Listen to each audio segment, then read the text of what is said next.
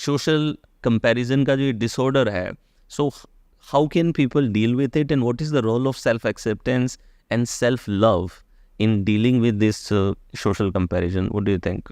First of all comparison होना ही नहीं चाहिए, ये आपको पता होना चाहिए कि आज जब मैं कहती हूँ कि आप चीटिंग एग्जाम्स में कर सकते हो कि क्वेश्चन पेपर सेम है, लाइफ में नहीं कर सकती क्योंकि सबके क्वेश्चन पेपर अलग है, उनके क्वेश्चंस एक नहीं है। तो जिनके क्वेश्चंस एक नहीं है उनके आंसर एक कैसे हो सकते हैं?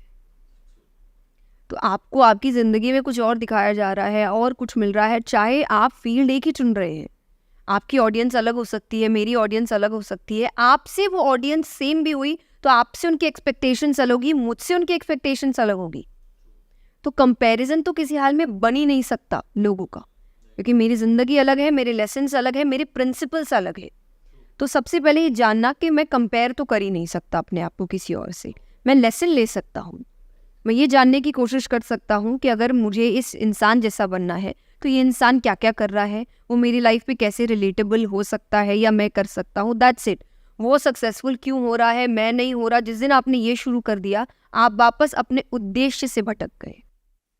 अब आपका उद्देश्य किसी के जैसा सिर्फ बनना रह गया, अपना कंटेंट लोगों तक पहुंचाना नहीं रह गया। और मैं हमेशा कहती हूँ शुरुआती में तो आपको कोई समझ ही नहीं सकता। जैसे मैंने कभी भी अपने प्रिंसिपल, जो अपने सेल्फ लव की बात कही, उसके सबसे पहले कि आपकी अपनी बाउंड्रीज होती है, आपके अपने प्रिंसिपल्स होते हैं, आपके अपने मंत्रास होते हैं, उनको जिंदा रखना ही सेल्फ लव।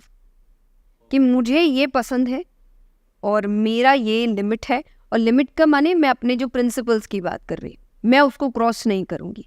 मुझे जिस तरीके से काम करना है मुझे उसी तरीके से करना है, मुझे कॉम्प्रोमाइज़ नहीं करना अपने काम को लेकर।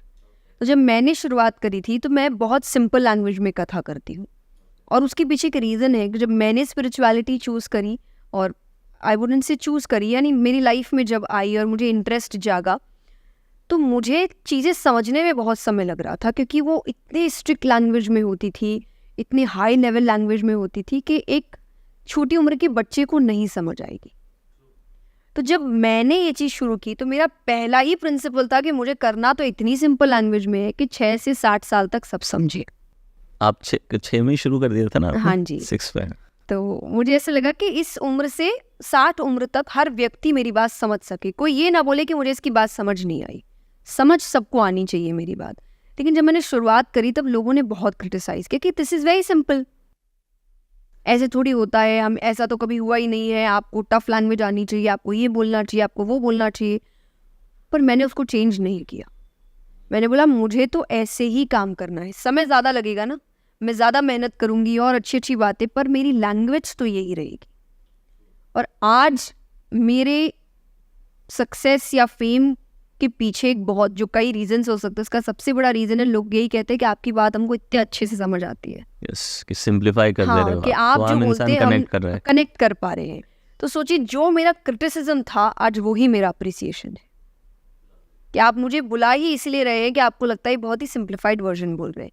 तो वो सेल्फ लव है मेरे लिए, कि मैंने मेरी जो जिद है, मेरा जो सपना है, मेरा जो काम करने का तरीका नहीं छोड़ा, नो मैटर मुझे आसपास वाले कितना चेंज होने के लिए बोल रहे हैं, क्योंकि उससे आपको तो कोई तकलीफ नहीं हो रही ना। जब तक मेरी किसी इच्छा से किसी और को इंटेंशनली तकलीफ नहीं हो रही, तब तक मुझे ऐसा लगता है कि वो मुझे जारी रखना चाहिए।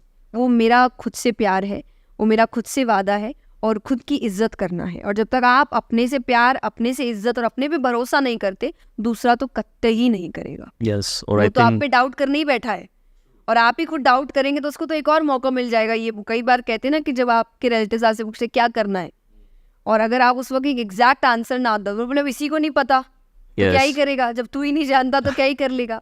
तो वही लाइफ है, जब आप ही अपने आप से प्यार नहीं करेंगे तो कोई और क्यों करेगा।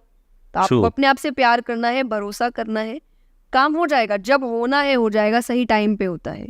पेशेंस चाहिए, बस काम करते रहो अपना। और आई थिंक हम अंदर से जब when there is a state of self acceptance, self love, तो कोई ऐसी नीड नहीं है कि हम कंपेयर करें, because comparison always leads to two thing. आप किसी से कंपेयर करके या तो आप सुपीरियर फील करोगे या इन्फीरियर फील करोगे।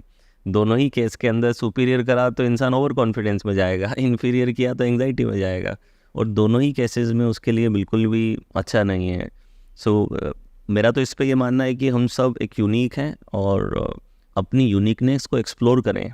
बिकॉज 800 करोड़ लोग हैं, तो जब अगर इतने सारा जेनेटिक एक्सपेरिमेंट चल रहा है, नेचर इतने सारे अलग अलग लोगों को बनाया है, तो ऑफ कोर्स आपका एक यूनिक पर्पस है जो आपके थ्रू पूरा करना चाहता है. वरना there are so many people, right. So अपनी यूनिकनेस को अगर हम एक्सप्लोर करें, अपनी स्पेशलिटी को एक्सप्लोर करें, और आई थिंक सेल्फ लव और सेल्फ एक्सेप्टेंस जो आपने कहा, I think that will be the good way for them to do that.